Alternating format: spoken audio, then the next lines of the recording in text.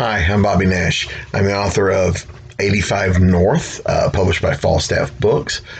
85 North is a collection of short stories that I've written over the years, and I wanted to share one of them with you now. I'll share a story called Beyond the Horizon, which is one of my first forays into writing fantasy. It was a nice diversion, a nice experiment. Beyond the Horizon. Kelvin stared out at the horizon and felt the knot in his stomach tighten. It was not a new sensation. The knot first made its presence felt the day after he made his decision, and it had continued to grow tighter and tighter as the moment approached. In fact, he was beginning to doubt the feeling would be going away anytime soon. At first, he had thought it was a sign from the gods that he was making a tragic mistake, but he quickly dismissed that notion as folly. He had felt a similar tightening in his gut when he decided to pursue the lovely, raven-haired Leela, and that had turned out to be one of the greatest choices in his life. No, he was certain that this decision was the right one. As he stared out at the horizon, watching the fiery red and orange remnants of the sun retreat once again to its place of slumber, somewhere beyond the mountains to the west, past the point of what was known, he realized that he was right. In that moment, there was no uncertainty, no second guesses, and no remorse. Only a small knot of fear remained, but it was not enough to deter him. The decision was made. There would be no going back. Come morning, before the sun rose over the smaller mountains that encircled the valley he called home, he would be gone. He had written a farewell letter to his family and friends and planned to leave the parchment on the family table, where he knew it would be discovered when his mother began preparations for the morning meal. By the time his family knew of his plan, it would be too late to stop him. As the final flicker of light disappeared, Kelvin felt tiny hands tug at him from behind. "Time to eat," he heard his younger sister Kara tell him, in that sing-song way she had that made every word out of her mouth sound like laughter. "Come now, now!" He was surprised that she had been able to approach without his hearing her. Her favorite pastime was to come up behind people as silently as possible and startle them. Most of the time she was unsuccessful, but she was getting better at it. Their mother now expected Kara to jump out from her at every shadow after an early morning surprise several days prior. Kelvin relented with a laugh and scooped his darling little sister up in his powerful hands and tickled her belly as he carried her back to the cottage they called home. Her infectious barks of giggling laughter echoed through the night, growing louder and louder. He would miss young Kara the most. Family meal was a tradition in the Kelvins' home. Every night the entire family would gather and spend time together. As usual, Mother had cooked up a feast worthy of a land baron's mansion instead of a farmer's modest cottage. The heavy wooden table that Father's father had made with his own hands long ago was overloaded with so much food that Kelvin sometimes feared it might snap into kindling under the weight of it all. The sweet aromas of his mother's recipes mingled in the air and made his entire home smell delicious. Knowing that it might be the last meal prepared by his mother that he might ever eat, Kelvin savored every bite and even went back for seconds. Father sat at his traditional place at the head of the table and held court over Kelvin, his mother, his three older brothers, Vina, Marn, and Kelt, and his two sisters, Vala, who was older than everyone except Vina, with Kara as the youngest. Father asked each of them in turn, from the oldest to the youngest, about their day. Every one of them took their turn, including the youngest among them. Surprisingly, little Kara had some of the best stories, although she tended to take a long time getting to the point she was trying to make. Father was an excellent listener, and as each child spoke, they knew that they had his full, undivided attention.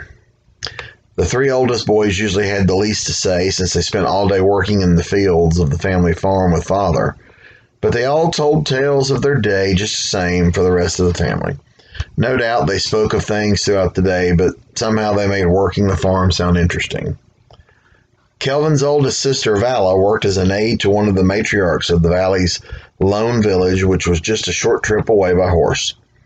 Vala's duties for the matriarch, whom she called Miss Ella, varied from day to day, so the family always enjoyed listening to her stories. Today, Vala had accompanied the matriarch into the hills, where she met with the hill people to discuss the option of building a dam to store a reservoir of water for the valley and the hill people to use as needed. Vala was confident that negotiations were successful and that construction would begin soon. This news excited Kelvin's brothers, who were also eager to take on new challenges, especially if it brought them a small reprieve from the harsh reality of working the family farm. Like his sister, Kelvin also worked in the village. His job, however, was nowhere near as glamorous as hers seemed to be. Kelvin served as apprentice to Devak Major, the village historian. Kelvin was learning the history of the village and was assisting the historian in creating a new map of the valley, including the sections of the mountains and hills that surrounded the village. During the past months, they had traveled extensively as they mapped every path, trail, and home in the valley. It's an enormous task, but it was nearing completion. Kelvin probably knew the valley better than even his father or his father before him. Kelvin's studies of the valley's history had turned up some very intriguing information.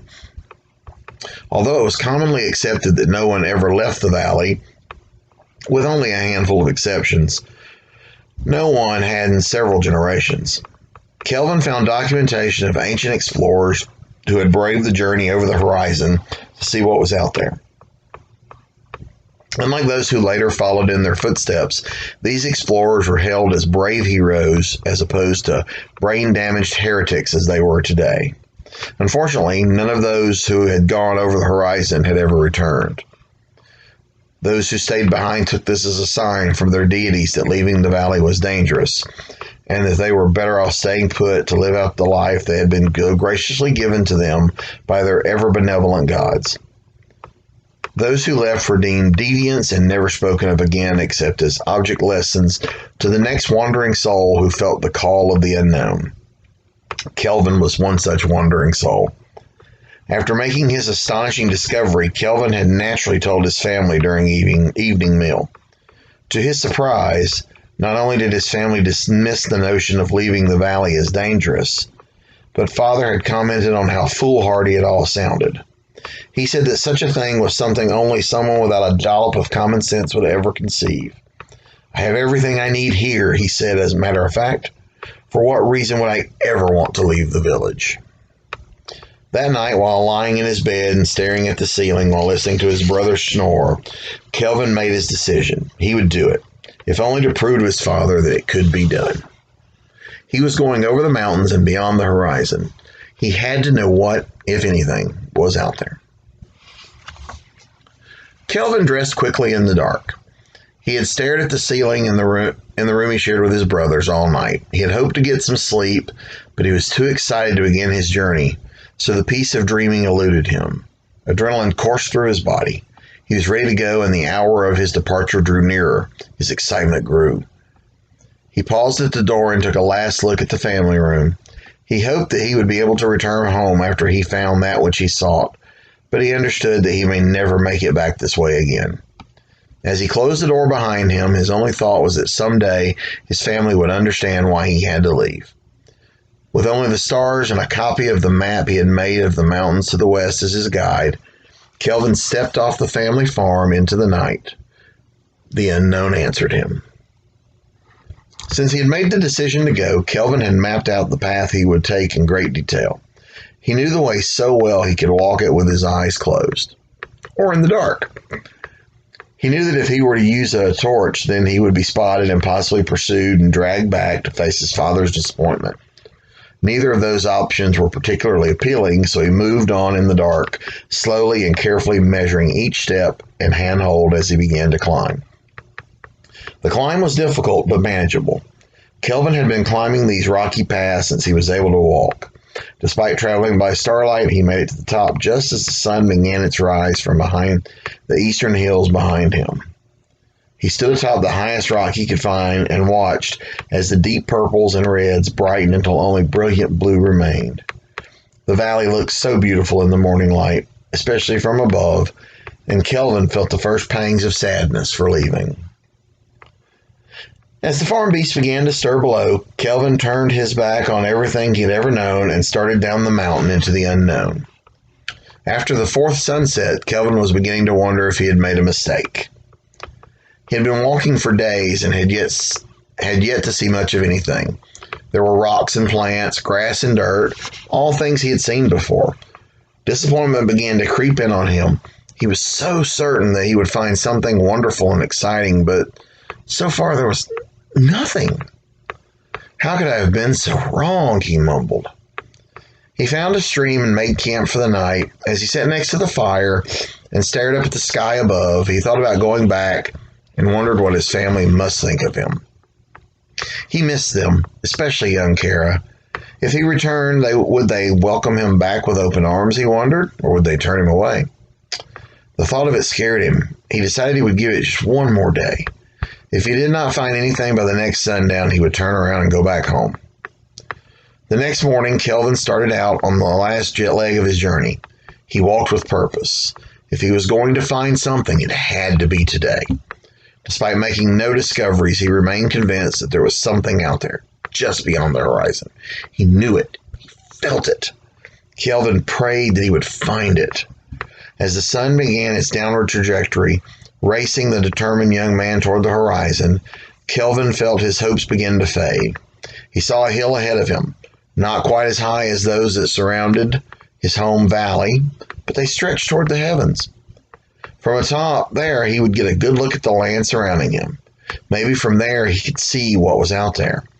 If he planned to follow his self-imposed deadline, he would have to hurry to reach the hills before nightfall. He picked up the pace. The climb was not a difficult one, but it took him longer to reach the peak than he had guessed. It was dark by the time he reached the top. Once he was there, however, he knew it was worth every ounce of sweat the climb had taken out of him, for the sight he beheld made his spirit soar. Not far away, he could see the twinkling lights of a sprawling city. It was much larger than the tiny village he had called home. Kelvin was so excited that he wanted to run down the mountain, but common sense prevailed. Trying to traverse the unfamiliar in the dark was restless at best. The smart thing to do was to wait until the sun came up before making the journey, so he made camp. Come morning, Kelvin was on the move. By midday, he reached the edge of the wondrous city.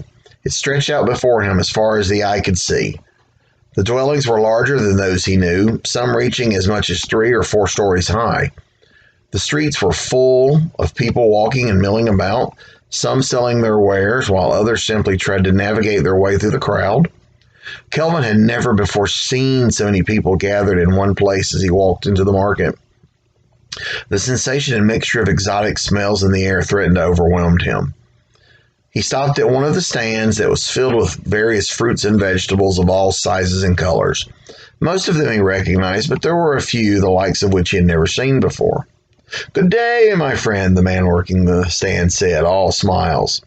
"Good day to you as well," Kelvin said as he returned the smile. The seller motioned toward the delicious display in front of him. "What looks good to you today, my good man?" "Everything," Kelvin said as he picked up a Jumac pear and handed over a couple of coins he had brought with him. "An excellent choice," the seller said as he took the coins and looked at them. A look passed across the man's face that made Kelvin stop before taking a bite of his purchase. "Is something the matter?" he asked. "What kind of currency is this?" He held it up to the light for a better look. "I've never seen anything like it." "Oh." Kelvin's cheeks flushed red. "I'm not from here. I'm just passing through. I came from the village." "Village?" "Yes, sir. It's just over those mountains there," he said, pointing toward the direction he'd come. "About 5 days' walk." "Who knew there was anything out there?" "Well, it's a small farming village, but it's home."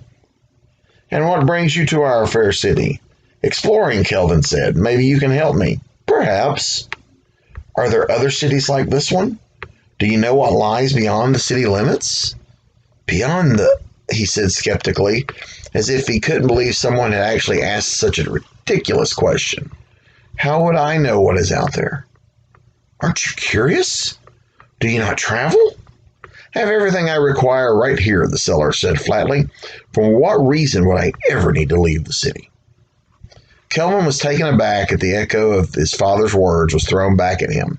He couldn't speak, didn't know what to say, so he ran. He ran and did not stop until he was well clear of the market. He had hoped that the people here would be different, but he could see that these people lacked an adventurous spirit, much the same as those in the village. It saddened him. Kelvin spent 4 glorious days in the city, taking in everything he could and enjoying the exotic flavors the city had to offer. On the 5th day, he knew it was time to move on, so he packed and had a bag and headed toward the city limit to the east. He would continue walking toward the horizon. There had to be more out there for him to see. There simply had to be. And he would find it, even if it took the rest of his life. Kara stared out at the horizon and felt a knot in her stomach tighten. It was not a new sensation. The knot first made its presence felt the day after her brother left. It had been many days since she discovered Kelvin's note on the family's meal table, but she still returned to this spot every day and scanned the horizon for some sign, some glimpse of her brother. So far, she had found none. Although she no longer cried herself to sleep at night, Kara remained sad most of the time. Happiness returned to her life in small doses, but she knew the emptiness of Kelvin's absence would always remain with her. Her father no longer spoke of his rebellious son after condemning the boy's adventurous spirit for making his mother sad. He would never admit it aloud, but she knew father missed Kelvin almost as much as she did. Kara could not understand her family's attitude. She understood why her brother did what he did, for she too shared his wandering soul and adventurous spirit, but she would not share that information with her family. Kara smiled as she watched the sun set beyond the horizon. She still missed Kelvin and always would. She knew he was out there somewhere and hoped that one day they would be reunited. Perhaps one day I'll follow him, she thought, but could never say so aloud. And then I'll see what lies beyond the horizon. The end. And that story is called Beyond the Horizon, which appears in 85 North, which is published by Falstaff Books. You can find this online. Amazon has paperback and ebook copies. You can find links to it at my website, bobbynash.com, as well as falstaffbooks.com. Thank you for listening. I hope you enjoyed the story. Have a great day.